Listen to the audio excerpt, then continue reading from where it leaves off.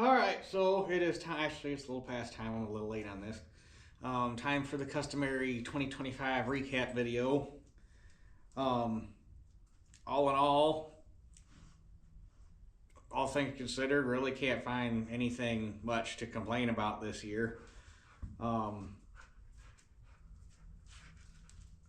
really complain about yields at all. They were, on paper, they should have been at best, but they yields really nothing to complain about. They best yields we've seen around here, and probably on average in probably at least 2 years. So both corn and beans, I'm very happy with how that went. Really, despite what the media was trying to portray and whatever or what have you, really nothing to complain about on grain prices. Both corn and beans, where we were getting more money for them than we were last fall. This is the first time I've sold. I probably had about half my corn. I probably sold about half the corn over $4, both with what I had contracted and what I got hauled in the spot sell. And I don't think I sold hardly anything under $3.90. Last year I was selling stuff for $3.40. So I'm perfectly content with that. Same thing with beans. I wish I'd had a few more acres to run a little bit later in the season, because I could have caught some of them $11 beans, but I didn't sell. I'd have to go back and look. I sold most of them, made it over 10. I might have had some in like the 990, 980, but same thing. This last year we were selling beans for 930, 940. So, I mean, it's not, earth-shattering grain or price increases, but between the better yields and the better money, it all came in. Like I say, despite what you are seeing, or despite what you have seen in the media, this was not a bad year. That being said, there were places around the country that suffered major yield problems. Those guys, it's a different story. They got a real kick in the balls, especially, what was it, Iowa had some real bad, wasn't tar spot. Was it tar spot? What was it? What was going on in Iowa? I want to say tar spot, but I don't think that's right. But like I say, they're here, we had a really good year. Other guys, they had issues, but and I hope all the best for them, because when you have problems with when you have problems that are things that you can't control, that just sucks. Or yeah. So as far as how the crop went, perfectly happy with 2025, especially compared to 2024. Really, the only two things was losing my uncle's place, which I was more. I mean, losing the ground sucks enough, but what I guess irked me off more was how the whole thing was handled, and the fact that there was zero transparency. Like, I didn't even find out that the place was for sale until it was already said and done. And like, if he'd told me at the beginning of the season, I just flat out wouldn't have farmed it at the beginning of and just to stay out of the mess. But the fact that I didn't find out till halfway through the year and everything, it just shitty situation how the whole thing went down, and yeah. But that's far enough back now. The shock's gone. It's what that deal's done. We're off of it. Don't got to deal with it anymore. So, but I lost my uncles. I lost another 4-acre piece, not through anything I did wrong, but the people are retiring, and then we're going to move out here from Chicago full time, bring their horses out with them, so they're putting that in a pasture. So nothing wrong there. It's only 4 acres with whatever. 4 acres around here is easy to find. 40, not so much. And then I gave up that 4-acre piece up north here that I haven't pulled a decent crop off of in 4 years, because I just can't keep farming that for charity. But I have pulled back. I went today, signed a contract on a 20 and a 4. I got to make a phone call tomorrow on another 7. I have a lead on another 6. I have my name out on 4 bigger pieces, 5 bigger pieces, but I don't. that situation with that farm and everything is so jacked up right now, and if nothing comes of that, I won't be surprised. I'll kind of suck a little bit, but I don't have high hopes for it just because that situation is so jacked up. But we're pulling back. The loss isn't going to be as bad because like the 20 I just signed on today was a big help. So yeah, that and then the only other thing that happened this year is I still haven't been paid for the guy that custom baled the other straw that I sold, which I thought I was cutting him a deal. I was on the round bales he made. I told him whatever, figure up how many squares you fit in one of your rounds approximately, and then figure that at $1.50 a bale. And then he bought 182 bales off of me that I baled off of Mom and Dad's that I wasn't going to be able to fit up here. And I gave those to him for $1 a bale. So I thought I was cutting him a good deal. Anyway. So long story short, he owes me $1,300 and I still haven't seen it yet. And it's one of them deals. It's like, okay, do you like, I don't know, I'm assuming that would have to go small claims court. And it's like, okay, you gotta take time off of work and you got your own time invested in fighting this bullshit, and then you're losing money on that end and burning vacation and blah, blah, blah, blah, blah. Or do you just chalk it up to, okay, we don't do business with that guy anymore, and you just eat the $1,300, which it's not like I lent him $1,300, so it's not like I'm out the money. I just never had it to begin with, even though it was owed me. So, probably just gonna chalk that one up to never doing business with him again, and we'll just $1,300 sucks, but it will almost be more expensive to go try to fight it to go get it than it would be to just learn the lesson. So, which I might already have a different guy lined up that I trust more to take whatever straw I'm not baling for myself this year. So hopefully that works out. So those are really the only two quote unquote bad things that happened this year, which is what it is. Obviously picked up a few new pieces of equipment this year because honestly the prices were right on every single one of them, and they're going to help me out if it gets, people always give me crap because I'm way over equipped, but it's like, yeah, I'm trying to do all this stuff in basically by the time I get off of work, it's like 4 or 5 hours a day.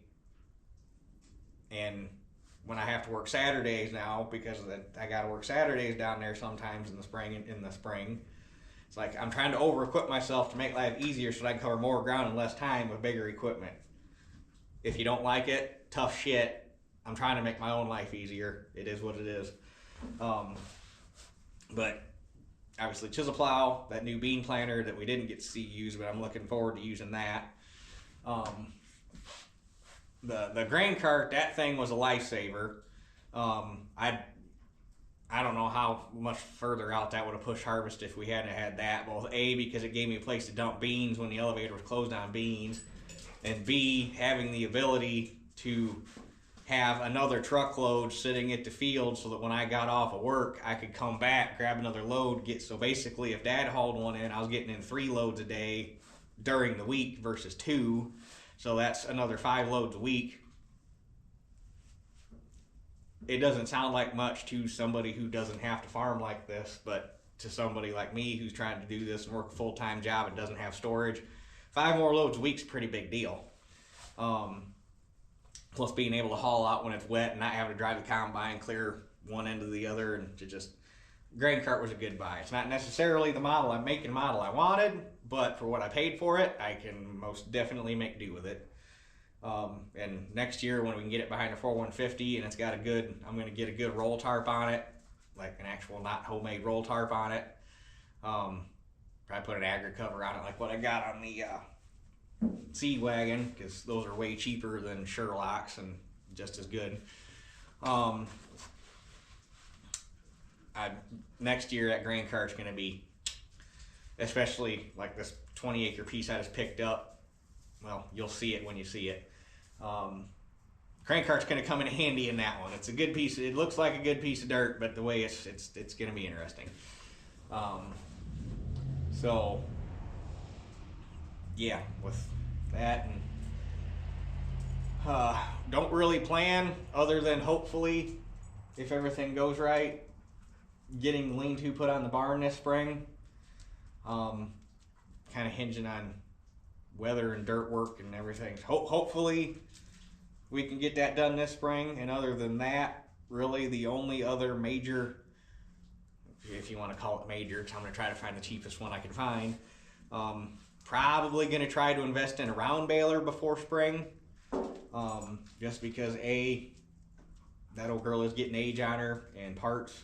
So having a backup baler in case we have oh shit, there's rain coming and this baler's down, we can hurry up and go make it, go roll it up into rounds and get it off the field anyhow.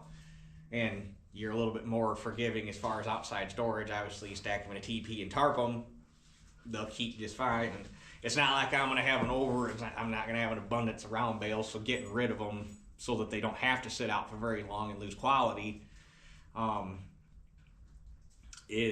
so that's kind of my thinking, is try to get a decent round baler this year. And I think I got an in on a hay field right across the road. If the quote unquote big hay field that I have now right across the road from it, there's another one. I think I have an in on that one if it comes to fruition. So get a round baler this year to make the baling part easier.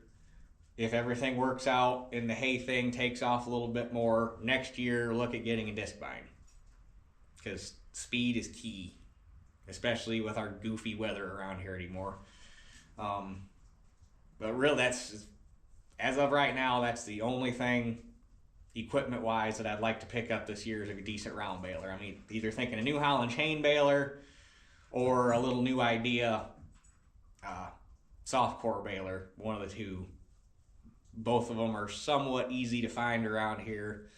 There's an auction coming up, Polk's auction coming up here next month. Usually there's several down there. Hopefully there's a little bit of a selection and maybe look at picking one up down there.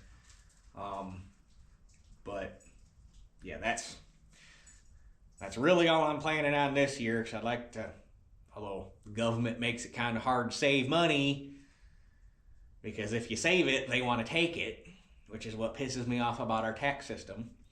But I'd like to start saving up money. Two reasons. One, I want to get this house paid off to get that, because man, you think about how much purchasing power you have when you don't have that loan, or when you don't have that mortgage payment coming out of the bank account every month. So if I can get this house paid off, but anyhow, that's nothing to do with 2025. So covered crops, I think we pretty much covered everything that needs to be covered. So looking forward to 2026. Hopefully it's another good year. If Mother Nature, we're back to rain again. The snow melted and we're back to rain. And then next week we're back to freezing and sleet and snow again. But hopefully Mother Nature sees fit to give us a abundance of, within reason, spring moisture, and then maybe like last week April shut off for like 4 weeks and we could just hammer everything in the ground and start back up like the end of May. That would be neat. Not gonna happen, but wishful thinking. So yeah, I think we pretty much covered everything we needed to cover as far as recapping 2025. So with that being said, here is your field recap.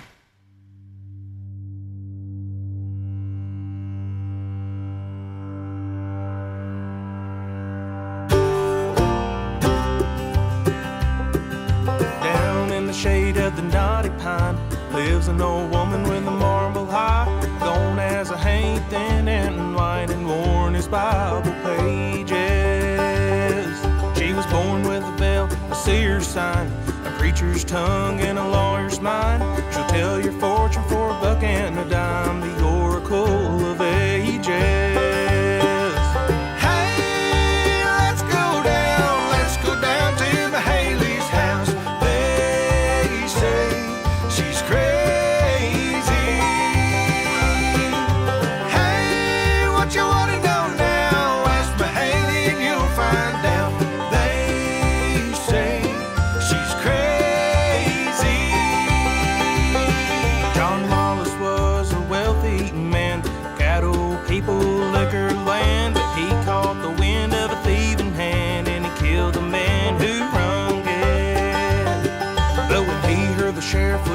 asking around. He went out to Mayahyleys house, asking if he'd be found out. She said that death is coming.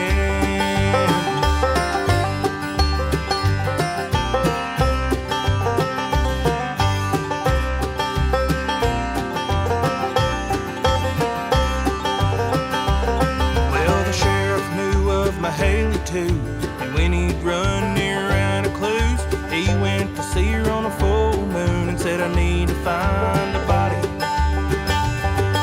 She took hairs from a possum's leg, spat them into the fire and read the flames for a while, then hung her head and said, ashes on the water. Hey, let's go down to Mayahyleys house. They say she's crazy.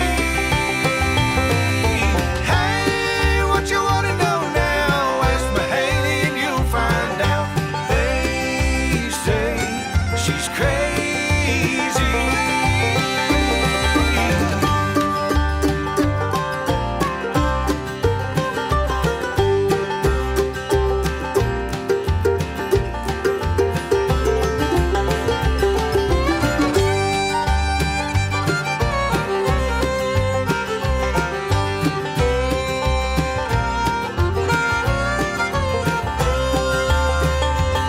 Well, the sheriff found the hash and bone on a creek bed by the Wallace home. He jailed him, tried him, and sent him on his way by way of light. Mayahyles saw her fortune grow. People lined up and down the road to find out things they didn't know and to keep the hill